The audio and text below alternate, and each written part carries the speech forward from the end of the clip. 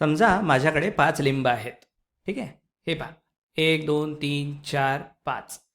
आता मी जर तुम्हाला विचारलं की 1 ही संख्या मिळवण्यासाठी मला 5ला कशाने गुणावं लागेल, किंवा आपल्या या उदाहरणात 1 लिंबू मिळवण्यासाठी मला 5 लिंबूंना कशाने गुणावं लागेल. आता गुणाकार आणि भागाकार या एकाच नाण्याच्या दोन बाजू आहेत. त्यामुळे तुम्ही हा प्रश्न असाही विचारू शकता की 1 लिंबू किंवा इथे काढलेलं हे पिवळं वर्तुळ मिळवण्यासाठी मला 5ला कशाने भागावं लागेल. बरं, जर तुमच्याकडे 5 वस्तू असतील आणि तुम्ही त्यांना 5ने भागलं तर तुम्हाला प्रत्येकी 1 याप्रमाणे 5 गट मिळतील. म्हणजेच जर तुम्ही 5ने भागलं तर तुम्हाला 1 2 3 4 आणि 5 असे गट मिळतील. आपण असं म्हणू शकतो की 5 भागिले 5 बरोबर 1. 5 वस्तू घ्या आणि त्यांचे 5 समान गट करा तर प्रत्येक गटात 1 वस्तू येईल. आपण हेच असंही लिहू शकतो की 5 गुणिले 1/5 बरोबर 1. इथे मी गुणाकारासाठी या बिंदूचा वापर केला आहे, म्हणजेच डॉट. मी 5 गुणिले 1/5 बरोबर 1 असंही लिहू शकतो आणि या सगळ्याचा अर्थ शेवटी एकच होतो.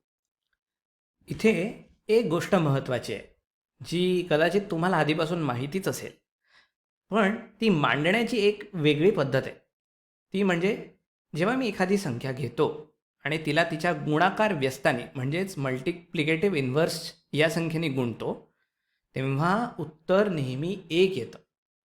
गणितात जेव्हा आपण व्यस्त किंवा इन्व्हर्स म्हणतो तेव्हा सहसा आपला कल गुणाकार व्यस्त हेच म्हणण्याकडे असतो. तर 5 गुणिले 1/5 बरोबर 1 हे असं का होतं? कारण 5 गुणिले 1/5 म्हणजेच 5 भागिले 1 गुणिले 1/5 म्हणजेच 5/5 आणि 5/5 म्हणजेच काय? 1. तर आपल्याला मिळतं 1. आता समजा तुम्हाला कोणी विचारलं की माझ्याकडे 217 ही संख्या आहे आणि मला तिला अशा एका संख्येने गुणायचं आहे जेणेकरून उत्तर 1 येईल. तर तुम्ही म्हणाल, पहा, जर आपण 217ला 217ने भागलं तर उत्तर 1 येईल आणि 217ने भागणे म्हणजेच 1/217ने गुणणे होय. म्हणजेच आपण त्या संख्येला तिच्या गुणाकार व्यस्त संख्येने गुणतोय. गुणाकार व्यस्त हा शब्द ऐकायला थोडा कठीण वाटत असला तरी त्याची संकल्पना खूप सोपी आहे.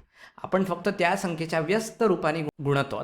याचा दुसरा एक विचार असा की जर माझ्याकडे 5 वस्तू आहेत आणि मी त्या 5 वस्तूंचा 1/5 भाग घेतला तर माझ्याकडे किती वस्तू होतील? तर 5 वस्तूंचा 1/5 भाग म्हणजे 1 वस्तू. तर ही संकल्पना अगदी साधी आणि सोपी आहे. आता माझ्याकडे एखादी मोठी संख्या असेल, समजा 8345. ही तर तशी छोटीच आहे. आपण दशलक्षामध्ये एखादी संख्या घेऊ. समजा माझ्याकडे 83,45,271 आहेत. आता जर मी विचारलं की 1 हे उत्तर मिळवण्यासाठी मला संख्येला कशाने गुणावं लागेल, तर मला फक्त या संख्येच्या गुणाकार व्यस्त संख्येने म्हणजेच 1/83,45,271ने गुणावं लागेल, नाही का? तर 1/83,45,271 हे आपलं उत्तर आहे.